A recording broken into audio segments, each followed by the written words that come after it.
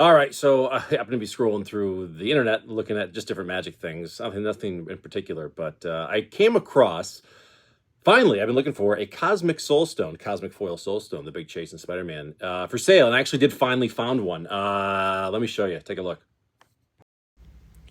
Yeah, so here it is. So it was funny. I was curious because I knew that no one so far I think had pulled one on Whatnot. That's what I was curious about, and I was like, man, these things must be really hard to get. So I did a quick little like eBay TCG player search, didn't find anything. I did a Google search and I came across this. So it looks like Card Kingdom actually has one for sale. So this is the Cosmic Foil, textless Cosmic Foil Soulstone, the big chase card from Spider-Man, obviously, $18,000. So it's funny because I see that number and again, I like to compare things. Okay, the first time we saw a golden chocobo, what did it go for? The first time we saw like a serialized card, what did it go for? And all this and the chase for things, the demand for things. And so let's go all the way back to the beginning for like some seriously good chase things. Remember when the first serialized card showed up, the Viscera Seer, the 1 of 100, the reverse picture Viscera Seer, and the Phyrexian secret layers, those Phyrexian Praetor secret layers. Really cool thing. I remember the first one that was pulled, it sold for $5,000. And that was a 1 out of 100.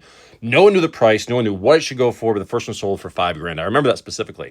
Going into now, a few years later, we talk about the Golden Chocobos. Obviously, a big, huge IP with Final Fantasy. And in my opinion, one of the greatest IPs that probably will ever come along. Probably. Or at least one that I appreciate the most. Golden Chocobos selling for what? 30 grand, 50 grand, 80 grand, 100 grand, wherever they are. Crazy amount of money. So when I see this, the full art Cosmic Foil. This is the chase card. This is the quote-unquote serialized kind of chase card, which still should be serialized in my opinion. But maybe they have another plan. Anyways, $18,000. Is that a lot of money? Is that not a lot of money? To be honest with you, this is the first one I've seen for sale, and clearly it's still for sale because it's still sitting right there. So is it actually priced properly? I don't know. But I'm going to tell you right now, I think the only reason that no one has bought this at $18,000 is because they're hoping these boxes are going to go down, or they're hoping that the pulls for Cosmic Foils for these Soulstones are going to be a lot better. Now, I haven't gotten my hands on any Spider-Man yet. I will in a couple of days. But I've been watching a lot of openings on Whatnot, and I've been talking to a lot of people that have been opening a lot of things on Whatnot. And let me tell you something. These are very hard to pull. Okay, now short term, it's one of those things like, all right, do you grab it now and you wait? $18,000 could be an absolute steal for this card right now, or it could be a complete robbery. That's where like no one's buying it right now, I think, because no one knows. Now, listen, if I had $18,000 just sitting around to burn, I would buy it just for the fun of it, just to see what happens with it. Maybe it's a great buy, maybe it's a bad buy, but here's my overall thought with this. Again, I'm going to go back to my original thought with the whole MCU thing with Magic the Gathering and their plan, what I think is for them releasing things in the future. This is the first time. This is the first set. This is the first Soulstone, most likely of 6. I doubt they'd make the Soulstone and then that'd be it. That'd be a crime if they only left us with that. An incomplete, gauntlet thing. I think that'd be terrible. Again, assuming they're doing the 6 stones. But what I think is going to happen, as I said with Spider-Man boxes, all up the whole time, is that there's going to be this dip, which we're in the dip right now, which is already starting to bounce back a little bit, but we have pre-release like a week and a half away. I'm recording this, what's today? Monday, September 15th, something like that. I think eventually we're going to look at this price and say, how the hell did they go this cheap?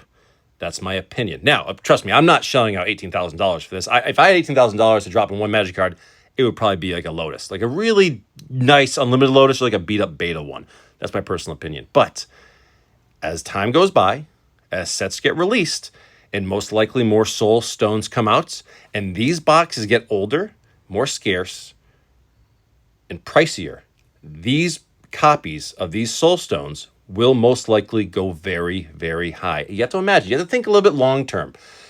A couple years down the road, when more sets come out, and again, we have this hypothetical situation that they're going to come out, but we have to assume they are going to be.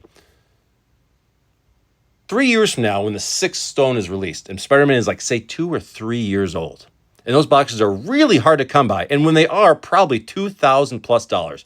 Do you think the one card's really only going to be $18,000? I think it's going to be double, triple, quadruple that at least. I think it's going to go crazy, especially for people that want to collect the entire set. Again, I'm a broken record, but if that's the way they're going, which I think it is. So, well, this is the only one on the market that I can find, that I can see. Do you think $18,000 for this right now is a good or bad price, or is a good or bad price for the future? Again, personally, I think long-term, this is a steal. But That's just my opinion. What do you think?